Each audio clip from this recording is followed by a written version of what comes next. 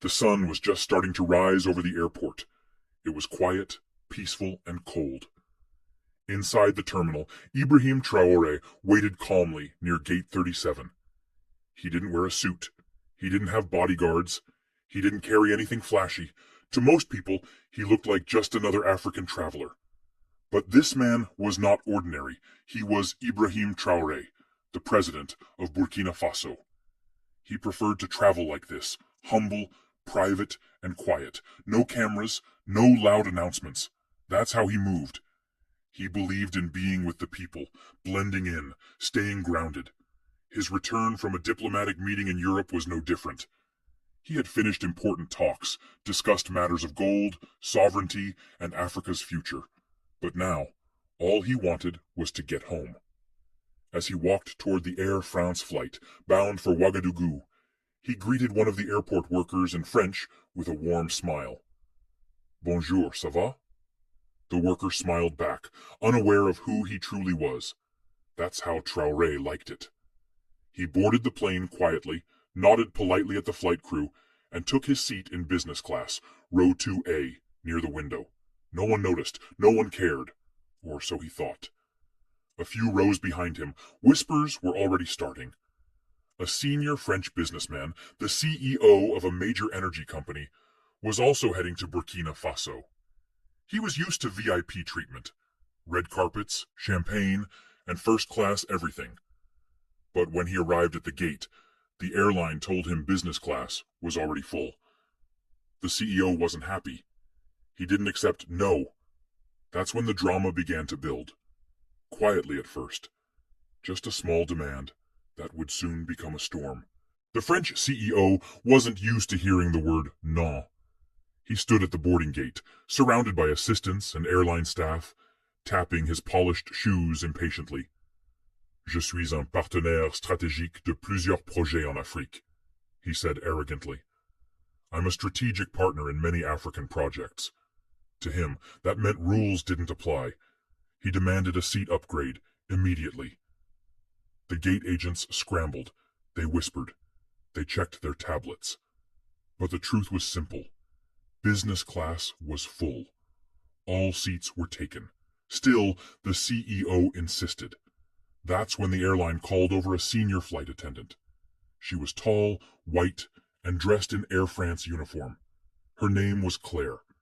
She wore a cold, forced smile as she walked onto the plane to fix the situation. Once inside, Claire scanned the cabin with sharp eyes, like she was hunting for something. Or someone. Her eyes paused for a moment when she saw a dark-skinned man in seat 2A. Ibrahim Traore sat quietly, reading something on his phone, calm as always. She looked again. No expensive watch, no assistant, no sign of power, just a black man in a hoodie. She leaned toward another attendant and whispered, "C'est probablement une erreur." Probably a mistake. She walked over to him, forced a smile, and said politely, but firmly, "Monsieur, may I see your boarding pass?" Traore looked up, nodded, and handed it to her. She stared at the pass, then back at him. The seat number was correct, but something inside her didn't sit right. In her eyes, he didn't look like someone who belonged there. Moments later, she returned with a fake smile, this time more direct. "Sir, I'm sorry, but we may need to move you to accommodate another passenger. Would you mind relocating to economy? We will compensate you." There it was, the insult, quiet but sharp. Ibrahim Traore raised an eyebrow. "And why me?" he asked calmly. "No reason, sir," she said, trying to keep her cool. "Just a small adjustment for our guest." "A guest more important than me?" he asked, voice still calm. Claire didn't answer. She only smiled. Other passengers glanced over, sensing something wrong, but no one said a word.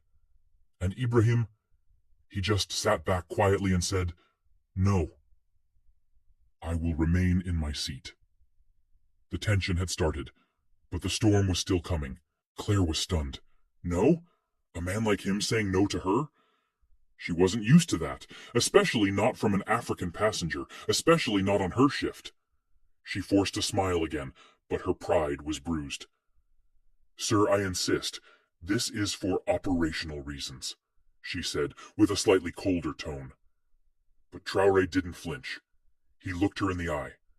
"If it's operational, then please explain why I'm being asked, and not anyone else." Claire hesitated. She wasn't prepared for this kind of calm resistance. Around them, a few business-class passengers were now paying full attention. One man lowered his newspaper. A woman stopped typing on her laptop. Something didn't feel right, but no one spoke. No one dared. The CEO still hadn't boarded yet. He was being held at the gate until a seat was arranged. Claire walked quickly to the cockpit, whispered something to the captain, then returned with a decision. She didn't say a word to Traore this time. Instead, she approached another black man in business class. Then another. She was clearly targeting only passengers who looked like they didn't belong. That was her second mistake. Traore sat silently and watched. His face was expressionless, but his mind was sharp. He was observing, calculating, listening. The humiliation didn't anger him, it focused him. A young African man, maybe in his late 20s, looked confused as Claire now pointed at his seat. "You, sir, we need you to move to economy." The young man asked, "Why me?" Claire said nothing, only took his boarding pass. That's when Traore stood up. "Enough," he said, his voice calm, but heavy with authority. "You are making decisions based on skin, not on tickets. That's called discrimination." Claire turned, a bit shaken. "Sir, I'll have to ask you to sit down. Please don't cause a scene." Traore looked her straight in the eyes. For a second, her breath caught. There was something about his stare, steady, fearless, powerful, but she still didn't know who he really was. To her, he was just another passenger acting like a troublemaker. She walked off again, fuming inside. To her, this was getting out of hand. "These people," she muttered under her breath in French, "always making noise." The CEO was finally brought on board.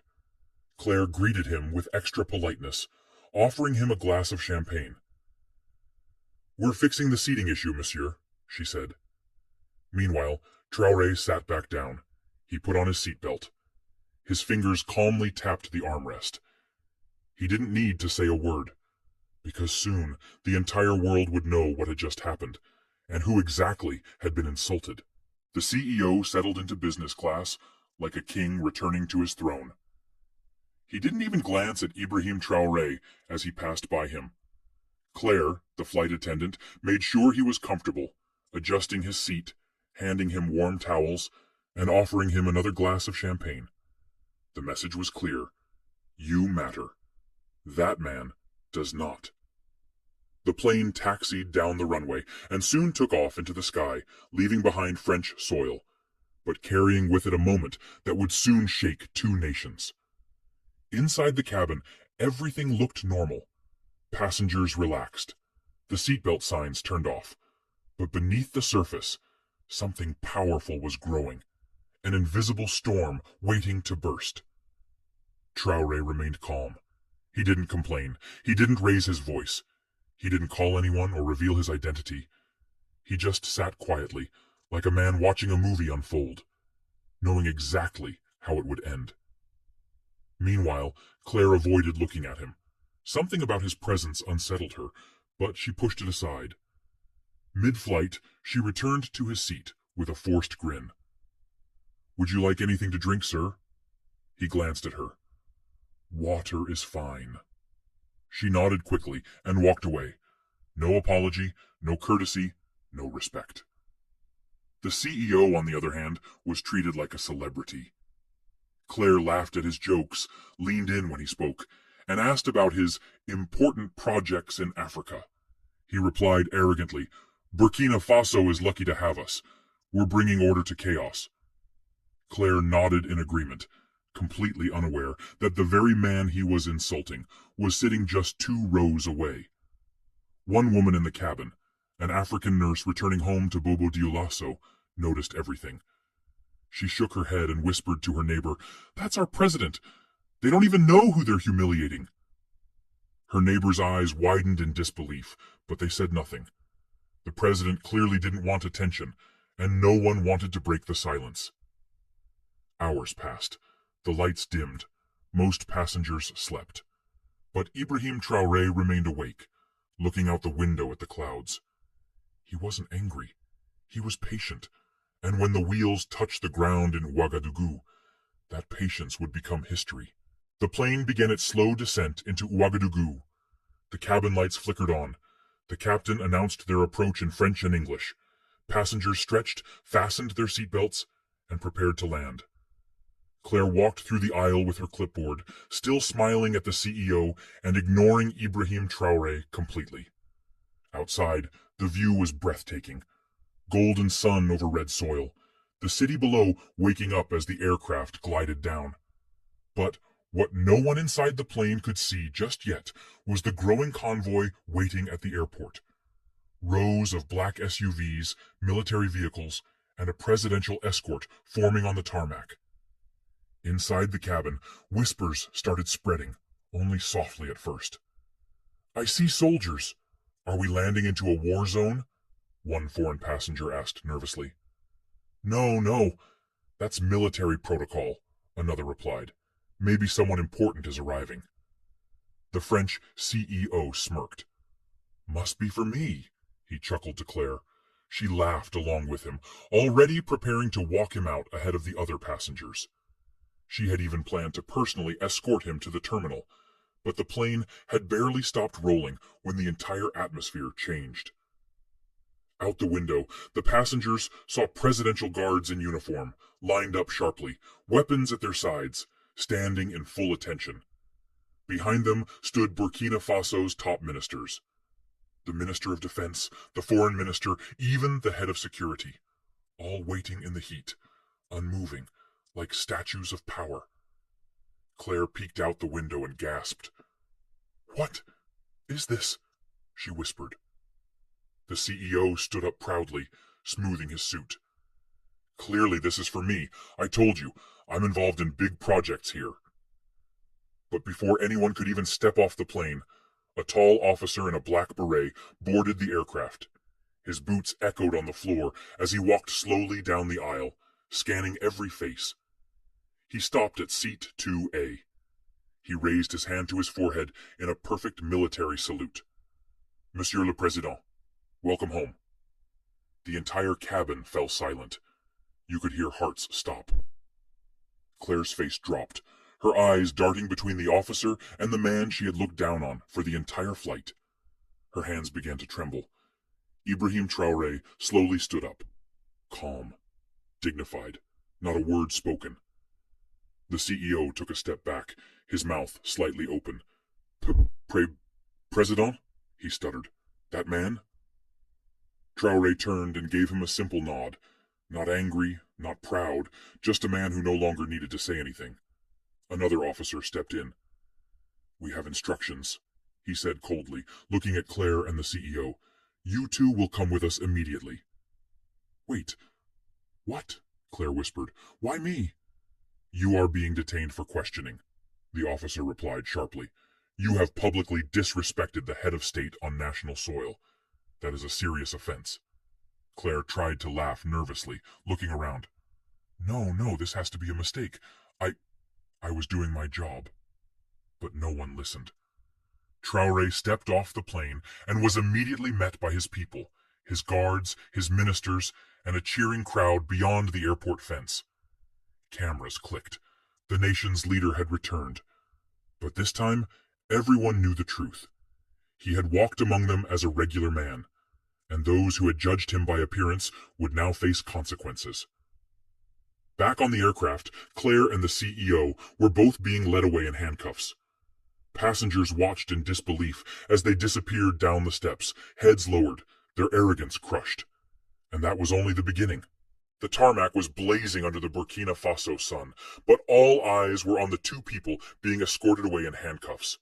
Claire, the Air France flight attendant, and the high-powered French CEO. Gone were their smug smiles. Gone was the arrogance. In its place, panic, confusion, and disbelief. They were led into two separate black vehicles, surrounded by elite presidential guards. No one said a word to them, not even the officers. The silence was louder than any shouting. It was the silence of power being reclaimed, of dignity being defended. Inside the terminal, President Ibrahim Traore stood before a small press gathering. He spoke calmly, without anger, but his words were sharp and unforgettable. In Burkina Faso, we don't look at a man's skin to measure his worth. We don't bow to money or old colonial habits. Here, we respect dignity, humanity, and our people. That is the new Africa. The story spread like wildfire. Videos were leaked online. Footage of the arrest, images of the military saluting Traore, news clips showing the CEO being dragged away, looking like a child caught stealing. Social media exploded. Has to respect Africa, and Hausbrook I stand with Burkina trended globally. African youth across the continent celebrated, cheering a moment they'd never forget. At the Ministry of Justice, Claire and the CEO were formally charged with public insult and discrimination toward the head of state disrespect on Burkinabe soil, abuse of power, and attempted intimidation. The French embassy tried to intervene. Phone calls were made. Diplomatic requests poured in. But Traore gave a clear response. This is not a colony. This is a sovereign nation. They will face justice, just like anyone else. Meanwhile, Air France scrambled to control the damage. The airline issued a public statement within 24 hours. A clumsy apology, filled with corporate language and empty regret. But it wasn't enough. Burkinabe citizens began calling for a boycott. Other African countries joined in. Claire, now locked in a detention center outside Ouagadougou, broke down in tears during questioning.